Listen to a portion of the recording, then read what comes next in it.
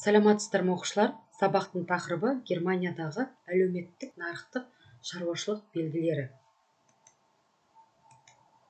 Сабақтың мақсаты мемлекеттердің тарихи даму заңдылықтарын анықтау.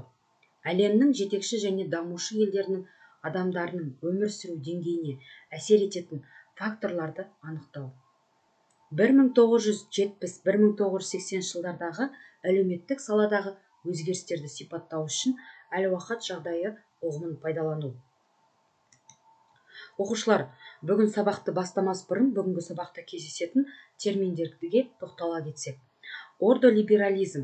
Бұл Фрайбург мектебінің ғылыми бағыты. Бұл мектептің негізгі қағидаты тәртіп пен еркіндік.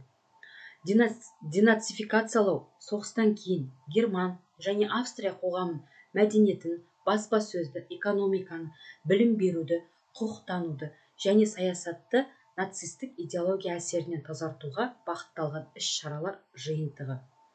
Демилитаризация. Қарусыздану халықаралық келісіммен бекітілген. Белгілі бір мемлекетке қарулы күштерді ұстауға, әскери өндірістің болуына тыйым салу, бейбіт уақытта әскери мақсатта қолдануға тыйым салынатын белгілі бір территорияның халықаралық құқықтар режимі. Әскери өндірісті, қарулы күштерді, әскери бекіністерді, құрылғыларды жартылай немесе толық жою. Сондай-ақ нақтылы аумақты немесе ауданды әскери мақсатта қолдануға тыйым салу.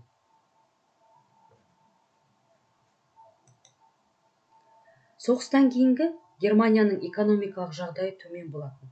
Қалалар қираған, өнеркәсіптік кәсіпорындардың бір бөлігі жойылған немесе бөлшектенген күйге түсті.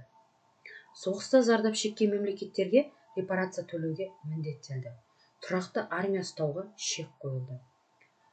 Польшаға Силезияның бір бөлігі, шығыс Померания, шығыс Бранденбург, Данциг, Шейцино округінің шығыс Пруссияның бір бөлігі. Елдің саяси құрылысы өзгерді. Жаулап алған территорияларынан айырылды.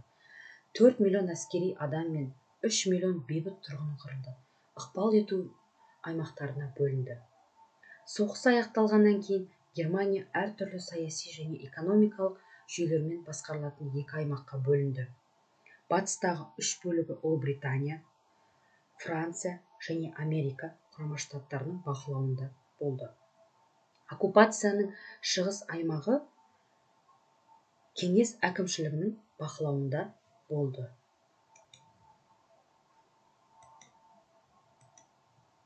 Герман мәселесі 3 халықаралық конференцияда шешілді. Ол бірінші 1943 жылы Тегеран конференциясында шешілді. Екінші 1945 Ялта конференциясында шешілді. Ал 1945 жылы Потсдам конференциясында шешілді. Тарихта Герман мәселесі 3D формуласы арқылы шешілді. Ол демилитаризация, демократияландыру және денацификациялау. Нәтижесінде Герман территориясында екі мемлекет пайда болды. Ол 1949 жылы 23 мамырда Герман Федеративтік Республикасы жарияланды. 1949 жылы 7 қазанында Герман Демократиялық Республикасы жарияланды. Соғыстан кейін Герман экономикасын қалпына келтіру қажет болды. Германия алғашқы федералдық экономика министрі Людвиг Эрхард Фрайбург мектебінің академиялық тобы әзірлеген шаруашылық тәртіп теориясын басшылыққа алды. Соның арқасында соғыстан кейінгі батыс Германиядағы әлеуметтік нарықтық шаруашылықтың оңтайлы үлгісін құруға қол жеткізілді. Бұл үлгі либералдық институттарды мемлекеттердің тәртіпке келтіруіне негізделген болатын. Осы үлгінің негізгі қағидаттарын дәйекті түрде іске асыру, қалпына келтіру, кезеңгі мәселелерін жылдам шешуге мүмкіндік беріп қана қоймай, таңғаларлық экономикалық және саяси табыстарға қол жеткізуге мүмкіндік берген факторлардың біріне айналды. Нарықтық реформалар басталғаннан кейін 10 жылдың ішінде Германия Федеративтік Республикасы экономикалық ғажайып өрлеу шыңына қол жеткізді. Германия еркін демократиялық мемлекет, әлемдік дамыған шаруашылығы бар держава және тұрақты азаматтық құқықтық қоғам ретінде әлемнің мойындауына қол жеткізді. Неміс үлгісі Германияда әзірленді және оның соғыстан кейінгі кезеңде реформалар барысында 1948 жылдан бастап Людвиг Эрхард іске асырды.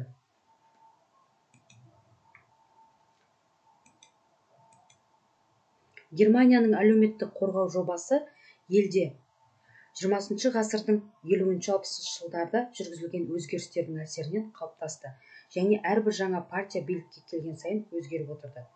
Әлеуметтік нарықтық экономика тұжырымдамасы Германия экономикасын Екінші дүниежүзілік соғыстан кейін қалпына келтіру үшін әзірленді. Оны іске асырылуы Эрхард және Мюллер Арматпен байланысты болды. Әлеуметтік нарықтық экономика термин Мюллер Армат алғаш рет осы Германияда енгізген болатын. Германиядағы ақша реформасы. Ақша реформасы Германияның батыс аймақтарында 1948 жылы 20 маусымда басталды. Оның басты міндеті ақшаның құнсыздануынан азайтуға және ақшаның шаруашылық айналымдағы рөлін қалпына келтіруге бағытталған.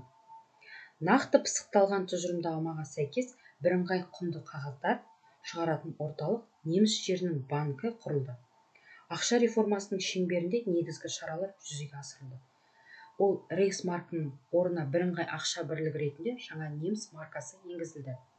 Әрбір тұрғын бірде-бір бағам бойынша 6 марканы ауыстыру құқығын алды. Жинақтардың үлкен бөлігі жойылды. Қалғандары шоттарда тоқталып тұрды.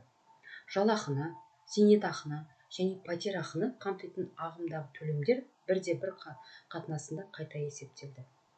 Барлық кәсіпорындар әрбір жұмысшыға 60 неміс маркасы есебінен бастапқы соманы алды.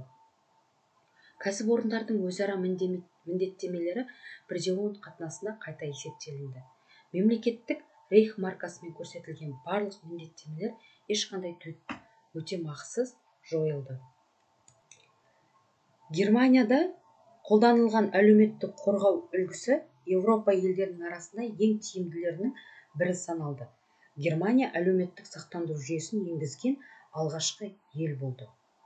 Ол көп жұмыс істеген шахтерлерге 60 жастан зейнетке шығу, мүгедектерге, жетімдерге, көпбалалы отбасыларға, зейнеткерлерге көмек көрсету, сақтандыру өтілі 35 жыл болған жағдайда зейнетке шығу жасын 65-ге дейін қысқарту.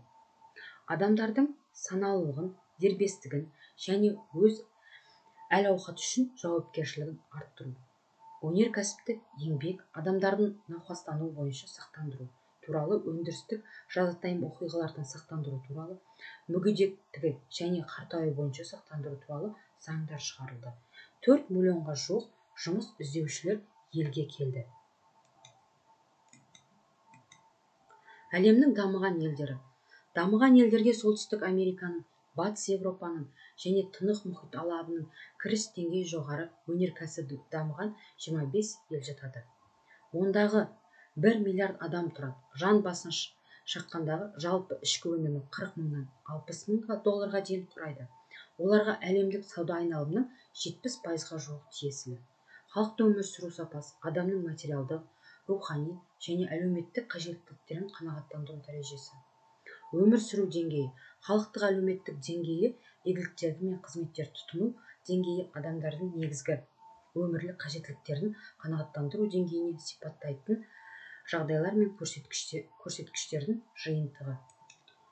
Дамыған елдер әлемдік экономикада жетекші роль атқарды. Өнеркәсібі жағынан дамыған елдердің арасында үлкен жетілік немесе G7 деп аталатын ақш, Канада, Германия, Ұлыбритания, Франция, Италия, Жапония маңызды орын алды. Жетілік елдерінің арасында ақш үстемдік етеді. Батыс Еуропа экономикалық күшті екінші орталығы болып табылды.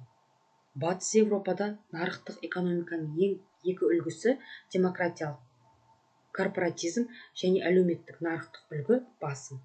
Екі үлгінің де ортақ белгілері көп, сондықтан олардың арасында қатаң шекара жоқ. Өмір сүру сапасы барынша маңызды әлеуметтік санат болып табылды. Ол адам қажеттіліктерінің құрылымын және оларды қанағаттандыру мүмкіндігін сипаттайды. Сабақ соңында германдық әлеуметтік нарықтық экономика моделінің жағымды және жағымсыз жақтарын анықта, неміс экономикасының жетекші салаларын ата.